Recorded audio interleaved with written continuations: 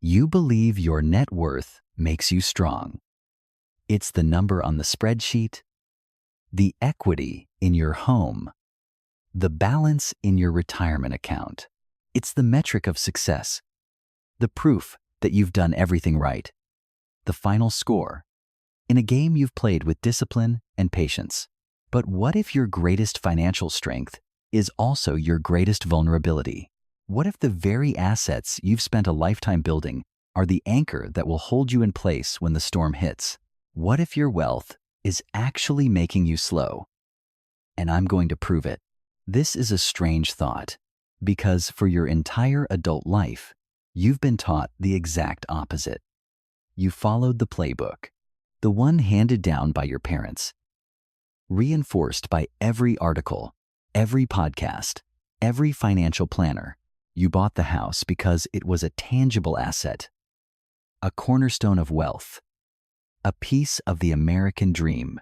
You dutifully contributed to your 401k or your IRA, watching it grow, comforted by the clean mathematics of compounding returns. You invested in the market, diversifying, holding for the long term. Each decision was rational. Each move was praised by the entire financial media complex.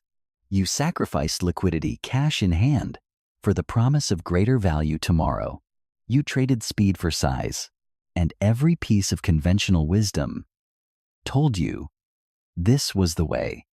So you built a fortress, brick by brick, asset by asset. Your net worth statement became a testament to your character.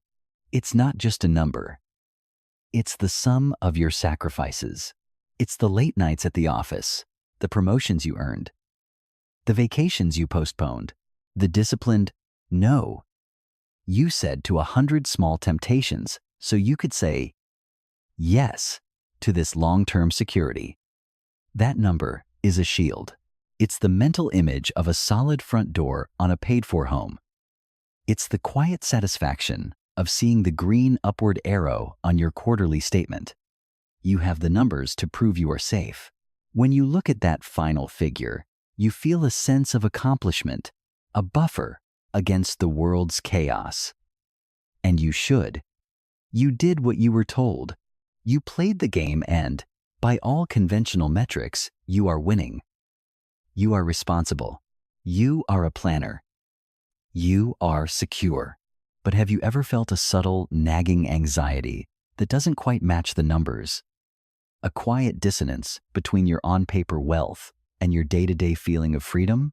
It's the feeling behind the phrase, I do everything right, and I'm still not getting ahead, not in terms of accumulation, but in a way that feels truly unburdened.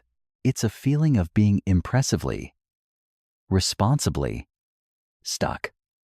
It's the hesitation you feel before committing to a major expense, even though you can afford it. It's the low-grade hum of pressure that persists, even when your spreadsheet tells you everything is fine. It's the quiet realization that you are the steward of a large and growing empire that requires your constant attention, but grants you very little operational freedom. You own the kingdom, but you can't leave the castle. Let me give you a concrete crack in that foundation. Forget the life or death crisis for a moment. Think about something mundane. Last year's storm damaged your roof, and the estimate to replace it is a number that makes you blink, let's say, for this example, $30,000. You look at your net worth statement. You have the money 100 times over, but is $30,000 sitting in your checking account? Probably not. That would be inefficient, you've been told. So you begin the process. You think about selling some stocks, but the market is down this month. You look into a home equity line of credit, but the paperwork is a hassle and the rates have gone up. You could pull from your emergency fund. But this doesn't feel like a true emergency, and you're reluctant to deplete the one liquid buffer you have. So you hesitate. You get another quote. You wait. The dissonance is right there. The conflict between possessing the value and accessing the cash. Now, Let's scale that up. Imagine a true opportunity or a true crisis appears tomorrow morning. Not a theoretical one, a real one. A business partner's sudden exit requires you to buy them out by Friday to save the company you've built for 20 years. A once-in-a-generation investment opportunity in your niche industry presents itself, but the window to act is 72 hours. Or a family member faces a medical emergency, and the best care isn't covered by insurance, requiring a massive upfront payment not in a month, but by Tuesday. The question in that moment is not, do you have the money? You do. It's on the spreadsheet. The question is, can you get the money? Can you get a home equity line of credit approved and funded in 3 days? No. The paperwork, appraisals, and underwriting typically take weeks.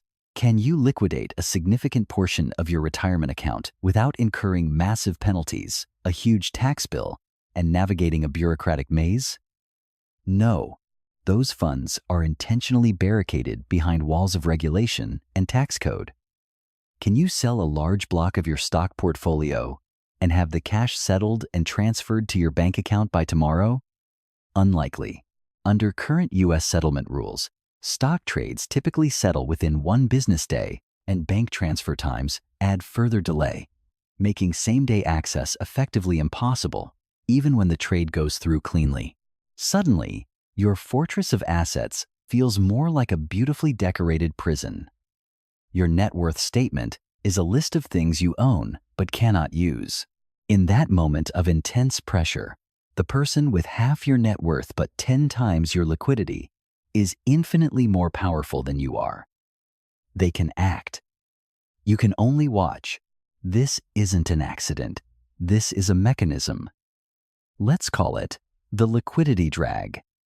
Liquidity drag is the gap between having wealth and being able to use it when timing matters.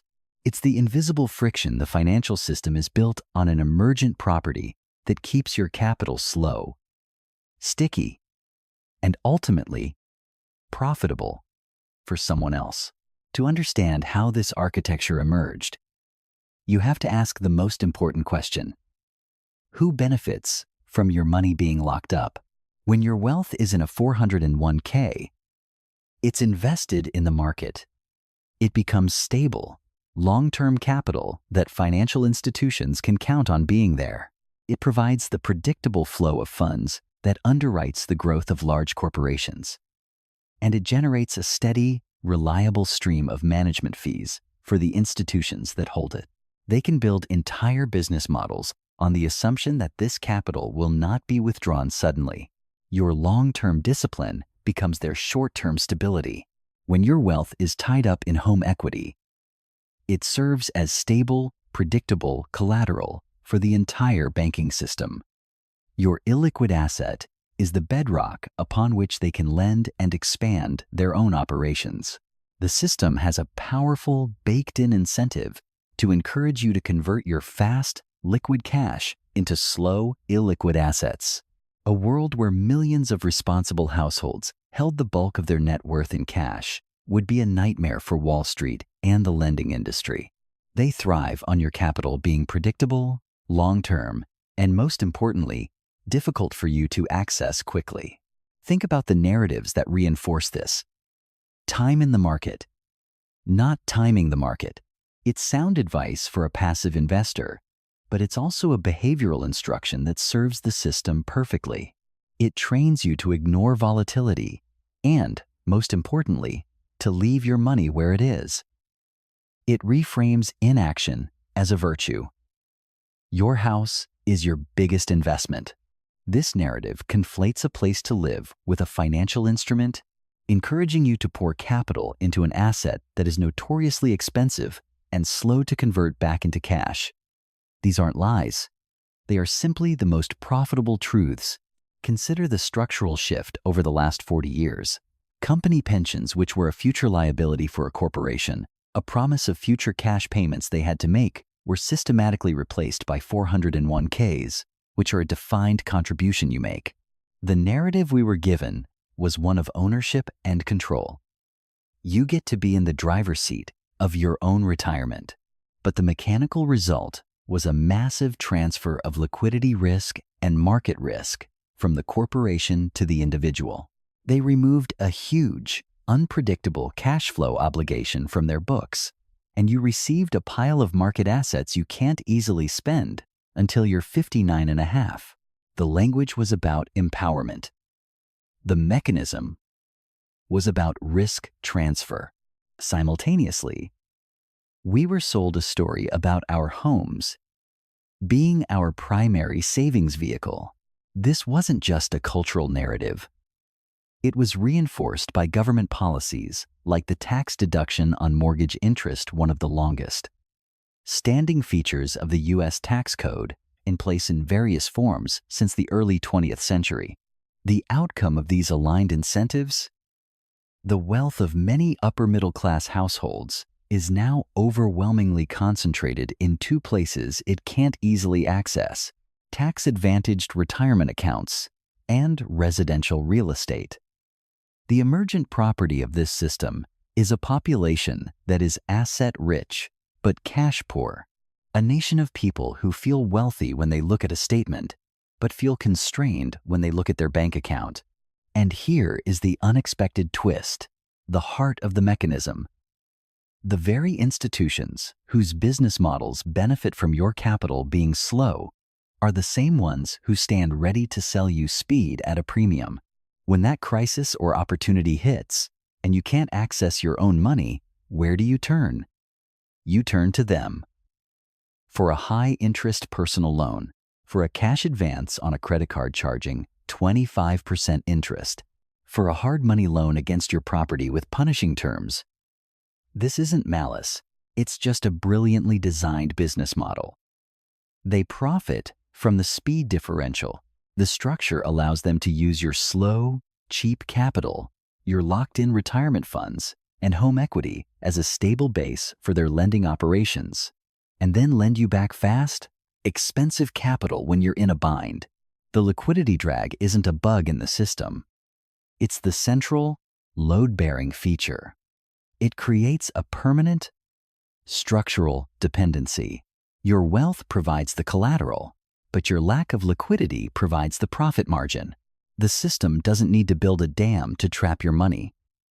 The incentives and the narratives create one naturally. And then it turns around and sells you the water. But the mechanism doesn't stop there. What it does to the people who finally see it, that's what I want to show you. Let's make this real. Meet Robert. He's 48, an architect who built his firm over 2 decades. His household income, for the purposes of this illustration, is around $280,000 a year. He's done everything right. His net worth is a little over $1.5 million. On paper, he's a success story, the embodiment of the playbook. But let's look closer at the texture of that wealth. In this example, $800,000 of it is equity in his home. Another $600,000 is in his and his wife's retirement accounts, diligently funded every single year. He has perhaps $50,000 in a brokerage account and another $50,000 in a high-yield savings account for emergencies. So, of his $1.5 million in wealth, only about 6% of it is actually available to be used in the next week without severe penalties or market losses. 94% is slow. He carries the responsibility of wealth, the property taxes, on the expensive house, the upkeep, the insurance, the social and familial expectations, but the operational freedom of someone with far less. He knows he's one bad event away from a major problem, despite the reassuring number on his quarterly statement. It's the quiet feeling of being a king in a castle with no way to lower the drawbridge. One day, the opportunity he's dreamed of for a decade arrives. A small, innovative materials supplier he works with is being forced to sell. The owner needs to liquidate fast due to a family health crisis. He's offering Robert his entire inventory, client list, and supply chain relationships, the core of the business, for a fraction of its value. The number is $150,000. It's a deal that wouldn't just grow Robert's firm, it would transform it. The difference between having a job and building an enterprise. But the owner has another offer. And he needs the money wired by end of week, 5 days. Robert looks at his finances. He has the money. It's right there on the spreadsheet. $1.5 million. But he can't get to it. His financial advisor explains that taking that much from his 401k would be a taxable event subject to a 10% early withdrawal penalty on top of ordinary income tax. The bank loan officer is friendly but firm. A HELOC approval, even expedited, typically runs 4 to 6 weeks.